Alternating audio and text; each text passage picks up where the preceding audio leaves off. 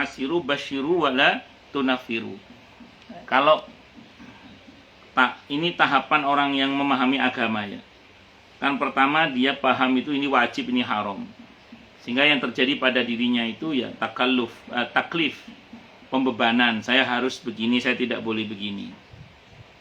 Tapi kalau kita mulai ajarkan kepada mereka tentang manfaat sholat, manfaat puasa, manfaat kalau kita jujur dan seterusnya. Kalau kita terangkan bahaya penyalahgunaan narkoba, bahaya free sex, bahaya kalau kita suka berdusta dan seterusnya. Akhirnya anak-anak kita paham, oh ternyata kita itu butuh ya beribadah. Kita itu butuh tidak durhaka kepada Allah. Sehingga kalau mereka punya kesimpulan butuh, diharapkan mereka mulai merasakan nikmat dalam beribadah itu. Nah, sampai pada akhirnya diharapkan muncul rasa cinta dalam beribadah itu.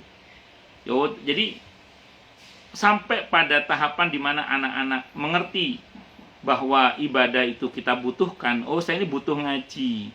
Saya butuh berzikir kepada Allah. Saya butuh sholat. Saya butuh puasa terutama di bulan Ramadan. Saya butuh hadir di majelis ilmu. Maka kesimpulan itu akan menjadikan anak-anak kita itu semakin menikmati ketaatan kepada Allah Subhanahu wa taala. Sehingga dia juga mulai mengerti, oh ya saya ini butuh ternyata tidak berzina. Saya ini butuh meninggalkan judi. Saya ini butuh meninggalkan perbuatan dusta, khianat dan seterusnya. Sehingga kemudian diharapkan anak-anak kita itu merasakan nikmat di dalam ketaatan, menjauhi hal-hal yang diharamkan oleh Allah Subhanahu wa taala. Jadi bukan hanya semata-mata kenapa sih banyak larangan? Kenapa sih banyak perintah? Padahal di balik perintah itu ada banyak kebaikan-kebaikan yang belum dipahami. Itu seperti itu. Wallahu a'lam bishawab. Terus hadis yang ke-31 ini insyaallah kita akan bahas di pertemuan yang akan datang. Cuma saya mau baca syarahnya ini yang di bawah ini, yang 143. Imam Nawawi berkata dalam syarah Sahih Muslim, dalam hadis ini terkandung perintah agar memberi kabar gembira akan adanya karunia Allah, keagungan pahalanya, limpahan karunianya, dan keluasan rahmatnya. Terkandung pula larangan dan membuat orang lari dengan hanya menakut-nakuti dan memberi ancaman tanpa menyertainya dengan kabar gembira. Jadi kalau bahasa sederhananya, ngajar agama itu jangan galak-galak gitu. Bahwa ada saatnya galak iya, tapi harus dibagi dengan kabar gembira. Karena kalau tidak, khawatirnya nanti orang pada lari dari agama ini. Dalam hadis ini juga terdapat penjelasan agar melunakkan hati orang yang baru masuk Islam dan tidak bersikap keras kepada mereka. Dengan pula terhadap anak kecil yang mendekati baligh dan baru baligh, serta orang yang baru bertaubat dari kemaksiatan. Semua kelompok seperti ini hendaknya diperlakukan dengan halus dan ditingkatkan secara bertahap untuk melakukan ketaatan sedikit demi sedikit. Karena taklif dalam Islam memang dilakukan dengan bertahap. Tidak ketika orang mau masuk ke dalam ketaatan atau orang yang baru saja masuk ke dalamnya dipermudah, maka akan menjadi ringan baginya dan pada umumnya hasilnya semakin meningkat. Adapun ketika dipersulit, maka hampir-hampir dia tidak jadi memasukinya. Jika sudah masuk pun dia tidak akan langgeng atau tidak akan merasa lezat, tidak akan merasakan lezatnya ketaatan.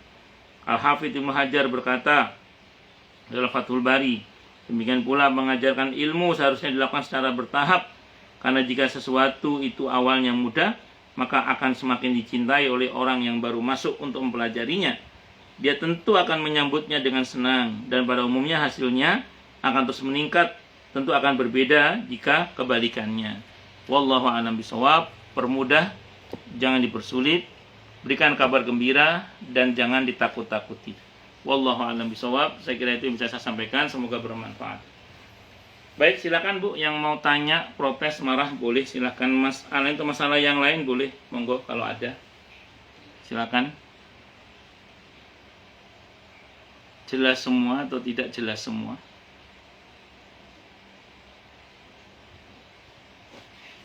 Assalamualaikum Ustaz. Waalaikumsalam warahmatullahi wabarakatuh. Bu Nani Firdaus, istrinya Pak Firdaus. Iya.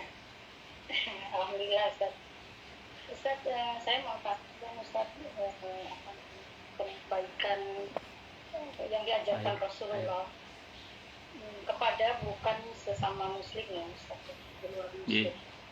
karena saat ini kan posisi saya itu kan punya banyak banyak kepentingan ya dalam agama. Istilahnya ini saat ini kan lagi masuk. Jadi saya membantu tuh menyiapkan donasi gitu loh. Aduh saya tuh ya pikiran saya sih sesama manusia ya. Islam tetap jadi besar. Itu bagaimana sih Tat? Ya, baik. Ya, sami-sami. Bismillahirrahmanirrahim.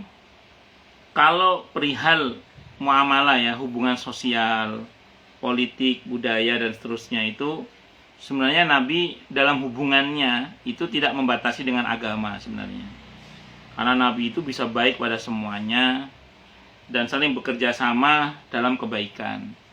Satu contoh konkret ya negara Madinah saat itu kerjasama lintas suku, lintas agama, lintas keyakinan, dan itu tidak ada masalah bagi beliau asalkan memang itu konteksnya sosial kemasyarakatan. Tapi kalau kita bicara ibadah atau akidah, memang Nabi tegas, lakum dinukum waliyadin. Jadi kalau bahasa sederhananya, yang sama jangan dibedakan, yang beda jangan dipaksa sama. Ya, yang sama diantaranya dari kita apa? Sama-sama manusia. Nah, Islam itu perihal berbuat baik pada sesama, saya ulang, tidak melihat agama. Bahkan, saya ulang sekali lagi, apapun agamanya, Nabi berbuat baik, dan justru karena itu kemudian banyak orang yang akhirnya masuk Islam. Jadi kalau ibu mengumpulkan donasi-donasi untuk membantu sesama, lakukan saja, tidak ada masalah. Dan itu insya Allah akan menjadi sebab banyak orang yang senang dengan Islam karena ibu datang sebagai seorang muslimah dengan akhlak yang baik pada sesama. Saya kira itu Bu, wallahu alam bisawab. Nah, menyertakan harapan dalam hati semoga orang di luar Islam tertarik untuk masuk Islam itu juga bagus, tanpa harus memaksa mereka untuk masuk Islam. Bahkan saya pernah tanya orang gini, Ustadz, apa betul kita harus mengajak orang di luar Islam untuk masuk Islam? Saya jawab, ya harus, saya bilang itu. Tapi mengajak di sini bukan dalam pengertian pakai bahasa verbal ya. Ayo masuk Islam, masuk, enggak, bukan. Tapi dalam pengertian tampakkan akhlak Islam kita, bahwa Islam itu amanah, Muslim itu adil, jujur, dan seterusnya itu. Penuh kasih sayang, dermawan dan seterusnya. Maka ketika kita bersikap seperti itu, kita diharapkan yang bersangkutan tertarik untuk masuk Islam itu. Wallahu a'lam bishawab.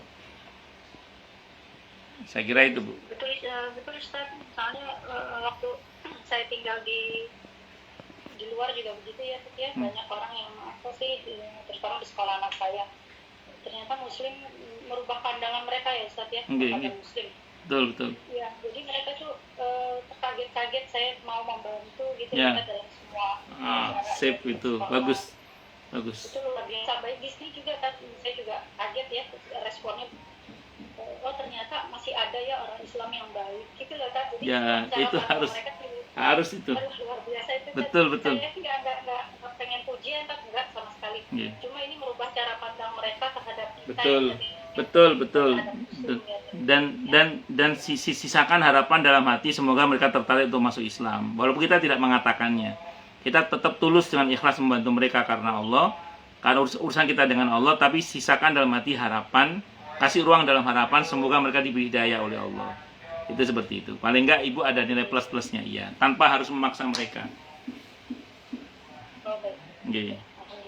Makasih ya Tat. Sami. Salam warahmatullahi wabarakatuh. Ada lagi yang lain?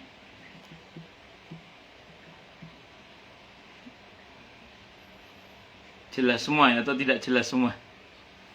Sebelum saya tutup, kesimpulannya kalau dari pertanyaan Bu Nani Firdaus tadi itu, bahkan saya sering sampaikan ya, kalau andekan boleh bertaruh, tapi karena nggak boleh bertaruh, saya nggak bertaruh. Jadi dari masa Nabi Muhammad Sallallahu Alaihi Wasallam sampai Khulafaur Rasyidin, itu orang berbondong-bondong masuk Islam, sependek yang saya ketahui, 90% lebih mungkin itu bukan karena pidato Nabi Muhammad Sallallahu Alaihi Wasallam.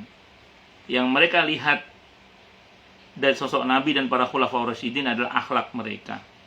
Sehingga kemudian orang berbondong-bondong masuk Islam itu karena Nabi itu ternyata pemaaf. Karena Nabi orangnya penyantun, Nabi itu orangnya dermawan, Nabi itu orangnya adil, Nabi itu orangnya amanah, orangnya jujur, tidak pernah bohong, tidak pernah khianat. Itu kalau kita baca dalam sejarah.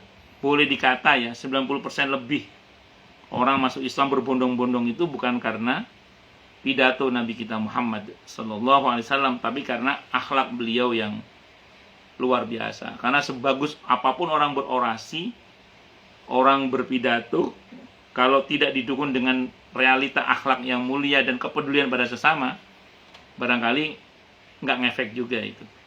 Saya kira ini Ibu yang bisa saya sampaikan. Semoga kajian kita bisa bermanfaat, mubarakah fid dini wa dunya wal akhirah, untuk kita, keluarga kita, dan seluruh umat Islam semuanya. Dan mudah-mudahan kita semua dijadikan oleh Allah sebagai orang-orang yang sukses dunia akhirat, selamat dunia akhirat, bahagia dunia akhirat, dan dipermudah setiap urusan kita oleh Allah fid dini wa dunya wal akhirah. Semoga Allah limpahkan hidayah selalu untuk kita. Semoga Allah tingkatkan selalu hidayah untuk kita, dan semoga Allah berikan hidayah untuk siapapun yang melihat kita. Subhanakallahumma bihamdika asyhadu an la ilaha illa anta astaghfiruka wa atubu ilaik. Sallallahu alaihi Muhammad wa ala alihi washabihi wasallam. Saya mohon maaf. Assalamualaikum warahmatullahi wabarakatuh. Terima kasih banyak, Bu. Terima kasih banyak. Jazakumullah khairan.